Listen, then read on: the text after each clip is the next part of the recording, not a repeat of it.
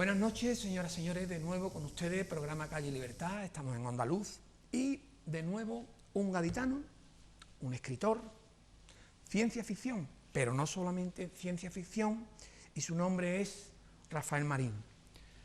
Es profesor también de inglés, hay que decirlo, del Colegio San Felipe Neri. Rafa, muchas gracias por venir. Muchas gracias a vosotros por llamarme. Vamos a hacer un repasito de tu vida, como solemos hacerlo, ¿vale? Tú eres gaditano. Yo soy gaditano del 59, del barrio de los Astilleros de Puerta Tierra, en la calle Ruiz de Alda, ahora sí. Parlamento, que es donde yo nací.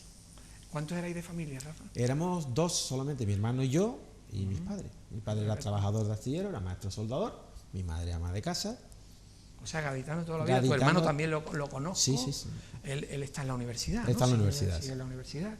Y fuiste a... Pues tú eres profesor de San Felipe, hemos dicho. Yo soy profesor de inglés en San Felipe Neri, pero yo no soy antiguo alumno. No fuiste alumno. No. ¿Dónde estudiaste entonces, Rafa? Pues yo estudié primero en una academia que había al lado de mi casa, en calle Huerta al Obispo, Academia Don Juan, San Jorge se llamaba. Y ya después, desde los 10 años o por ahí, en Salesiano, donde hice todo lo que era el bachillerato y el COU. Entonces decíamos beduino, porque era... Sí, beduino totalmente, de Puerta Tierra. De casi no ir al centro, ¿no? ¿O sí? Sí, vamos mucho. Y yo recuerdo el trolebús. Yo recuerdo el último día que me monté en el último trolebús. No me digas. Yo lo recuerdo, Fíjate. Yo lo recuerdo. ¿Y tú te acuerdas del de 2 pisos o ese sí, ya no lo conoces? Sí, también me acuerdo. Tengo muy buena memoria para las cosas antiguas de Cádiz y yo recuerdo los cines de verano que ya no recuerda nadie, ¿no? Por ejemplo... Pues el cine Delicia, el cine Brunet, el cine España, el cine Maravilla. El cine Maravilla. A ver si te acuerdas de este, el Cine Mar. El Cine Mar estaba justo donde hoy está Don Pan, enfrente de la residencia. A ese no fui yo nunca. No, yo tampoco, a ese no fui yo. Pero me parecía tan bonito, porque salía de fuera todo lleno de flores que llamaba mucho la atención. Efectivamente, qué bonito eran aquellos cines, sí. ¿Fuiste alguna vez al Terraza? Muchísimas veces. En el Terraza me pasó una cosa muy divertida, que vi una película de Steven Spielberg en 1941, que es un desmadre de película, no tiene pies ni cabeza, y se equivocaron al poner los rollos y cambiaron primer rollo, tercer rollo, segundo rollo y cuarto rollo. No veas. Yo que ya la había visto en estreno en el Falla y la gente no se dio cuenta. Fíjate. La película tan desmadrada que la gente no se dio cuenta. Fíjate. Qué gracioso. Curioso, ¿eh? Es muy gracioso. Era un cine... Yo vivía en la calle... A todo eso lo mató el vídeo. El vídeo. La posibilidad de verte la película, y ahora evidentemente internet, ¿no? La posibilidad de ver una película en tu casa no era ese rito de... Yo recuerdo, yo soy muy cinéfilo, a mí me gusta mucho el cine, y yo recuerdo ponerme al día en verano de los estrenos de invierno, y por 10 pesetas o 15 pesetas que costaba el cine en España, te tragabas, ibas prácticamente al cine todas las noches en verano. ¿El cine te ha suministrado material? Continuamente, imagino, ¿no? Continuamente. Claro. Tanto la forma de narrar, como en ver los personajes, como estructurar las historias, como hacer referentes. Que hoy el cine es literatura también, el cómic también es literatura. Y entonces, evidentemente, nosotros vivimos en una era visual y nos marca continuamente, ¿no? Ya hoy no se escribe como se escribió hace 150 años. Antes no existían los documentales de la 2, con lo cual Julio Verne tenía que describir durante 40 páginas como era un pulpo. Ya hoy no hace falta. Claro. Todos saben cómo es un pulpo, como es un tiburón. Has hablado de cómic, Rafa. Nosotros nos conocimos cuando yo creo que fui yo el que te encargué un cómic sobre Salvochea, ¿no? Sí, hace muchos años yo hice primero un cómic sobre Andalucía, la pequeña historia de Andalucía, con Ángel Olivera, y después hicimos, él y yo también, un cómic de 7 o 8 páginas sobre la vida de Salvochea, que todavía se busca por ahí, porque es un cómic curioso, es un cómic de 2 chavalitos primerizos. Yo después tengo mucha trayectoria en el cómic, incluso he guionizado para Marvel los Fantastic Four y los Inhumanos en inglés, y luego hace unos pocos años para Diputación hice los 12 álbumes de 12 del 12, y siempre me ha quedado la recámara hacer otra vez la historia de Salvochea en cómic, hacerla bien, hacerla con muchas páginas, y hacer la historia de la explosión, que es un tema muy gaditano, que lo tengo muy estudiado, que tengo escrito ya el guión de 30 y tantas páginas, pero con estas cosas de cambian los políticos, llega uno, llega el otro, no hay presupuesto, nos pilla la crisis, nos quedamos sin hacerlo, y habría sido un TVO espectacular. Es verdad, tienes razón.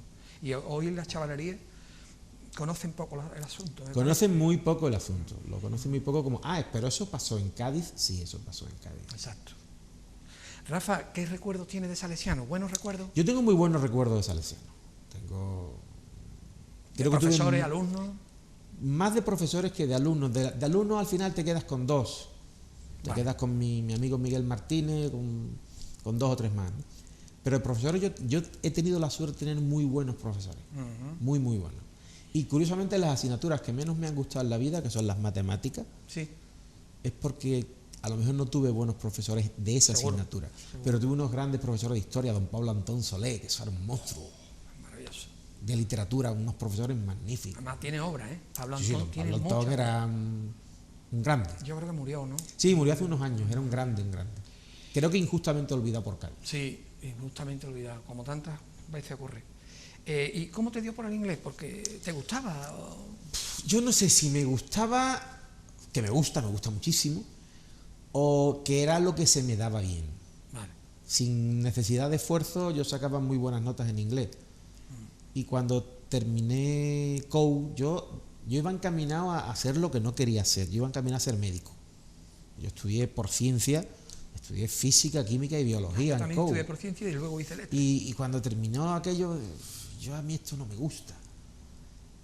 Y ya estudié inglés, que es lo que se me da bien y es lo que me gusta, ¿no? Y así ¿Y digo. la hiciste aquí en Cádiz? ¿La filología Hice allá, filología no? inglesa aquí en Cádiz, sí. Hice Bueno, primero recuerdo- magisterio, sí. 3 años, ¿hiciste luego hice el magisterio curso primero? puente Ah. y hice luego filología. Fui el primero de mi promoción, Ajá. pero éramos 2. Con lo cual, aquello era una Sí, maravilla, porque- tener una facultad para ti solo con otro compañero y eso era maravilloso.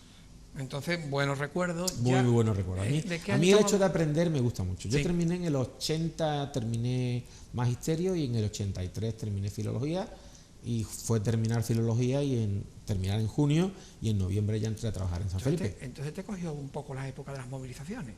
76 lo fue, o 75, 76. Sí, pero ya a mí las Ya- movilizaciones me cogieron más cuando estaba en COU, en Columela, que Ah, repetí COU vale, en vale. Columela. Y bueno, a mí lo que sí me cogieron fueron las huelgas de astillero, Sí, las huelgas de astillero. esa sensación Sí. terrible de llegar a tu casa y encontrarte un policía armado en la puerta. Sí, sí. ¿Dónde va usted? Es que vivo aquí, pase. Daba un poco de yuyu. Rafa, ¿tú qué aconsejas a las personas que quieren dominar un idioma? ¿Tú no has estado o no has vivido en...? Yo he vivido en Inglaterra un mes, un verano, otro mes, otro verano, y luego todo lo que sé de inglés, que creo, modestia aparte que sé bastante, es por los medios audiovisuales. Es decir, yo el consejo que doy, si te gusta el baloncesto, busca Practica. información en inglés sobre el baloncesto. Si te gusta el fútbol, búscate los partidos de la Premier. Si te gusta la música estamos rodeados, estamos invadidos Coge por, las por- letras, por los ¿no? ingleses, ¿no? Y eso, porque además, yo por ejemplo, que me gustan mucho los cómics, llegó un momento en que los cómics de superhéroes, que son una parte muy importante de mi vida sentimental, dejaron de publicarlos en España. ¿Qué hice? Empecé a comprarlos directamente a Estados Unidos. Y ahí fue cuando realmente aprendí. Claro. Porque no es lo mismo el inglés que nos dan en clase, que es supuesto. Gramatical. recortadito y Sí. muy mascadito, a cuando tú ves que un Empieza a personaje hablar. WhatsApp te ¿Esto está qué es? diciendo. ¿Qué está diciendo? Y yo recuerdo los primeros cómics que leía en inglés los tenía que leer en voz alta, Claro. porque los transcriben de otra manera, hasta que por fin los entendía, ¿no? Y ahí es donde realmente se aprende. Y películas también, ¿no, Rafa? Película por un tubo. Y Tengo le- más de 3.000 películas en inglés. Claro. Yo, si puedo, no veo películas dobladas. Respeto muchísimo el trabajo del doblador, respeto aún más el trabajo del traductor, pero un actor es su voz. Es que aquí en este país nos dan No, las no cosas... no solo en este país. Mira, el otro día yo fui al cine a ver la última película del X-Men de Apocalipsis.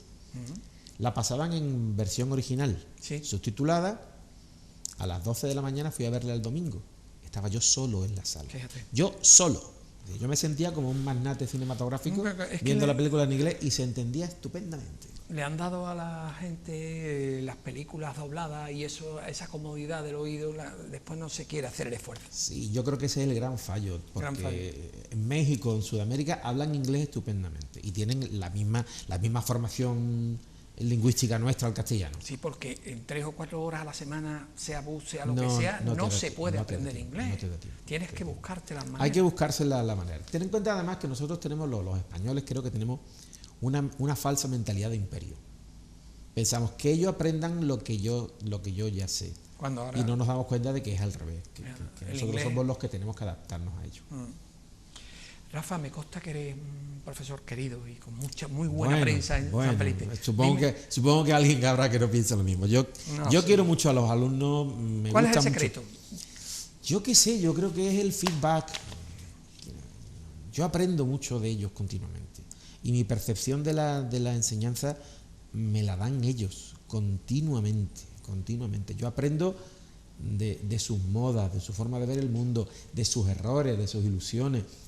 Y yo llego a un momento en que soy una especie de hermano mayor, o de tío mayor, o de cómplice. A mí me han llegado a decir, tú eres el adulto con el que se puede hablar de cosas con las que no podemos hablar con nuestros padres. Bueno, pues bienvenido sea. Porque tú me decías antes fuera de cámara que no cumples años, pero que sigue siendo el mismo... Sí, el profesor vive en una especie de máquina del tiempo. Yo sigo pensando que tengo los 23 años que tenía cuando entré a trabajar en San Felipe hace 34. Y porque te mantienes joven, porque siempre ellos van cambiando, ellos siempre tienen la misma edad y tú crees que tienes siempre la misma edad, y no es cierto. Cada año evidentemente eres un año más viejo. Como decía Tacho, un compañero nuestro, los profesores repetimos cursos siempre. Es verdad, sí. Bueno, Rafa, si quieres pasamos un poco a hablar ya un poco de tu obra, ¿no?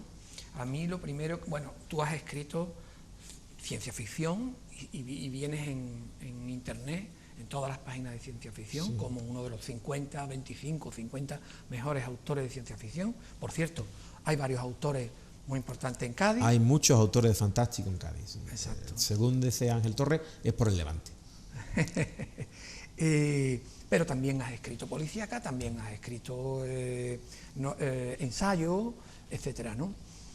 Vamos a empezar por las traducciones. Tú tienes ciento y pico de novelas como traductor, algún libro de ensayo. Simplemente ahí también se aprende mucho inglés. Claro. Bueno, o sea, eso te lo has impuesto tú como... No, me llegó por casualidad una vez. ¿Quieres traducir una novela? Sí. La traduje, me la pagaron. ¿Quieres traducir otra? Sí. Y así me he tirado 30 años, ¿no? Fíjate. Tuve que aparcar un poco, ciertamente, mi carrera literaria, mi modestísima carrera literaria, pero estaba bien pagado, evidentemente, claro. ¿no? Y no te disgustaba, ¿no? Hombre, no es que no te disgustara, pero a veces tú tienes que traducir unas cosas que decías, ¿por qué se gastan el dinero en esto? Ya. Yo nunca he dicho, este libro es muy malo, porque no me parecía que fuera lícito tirar piedras contra el tejado de la mano que me estaba dando, no de comer, pero sí que me estaba pagando los caprichos y las tapitas de ensaladilla en los bares.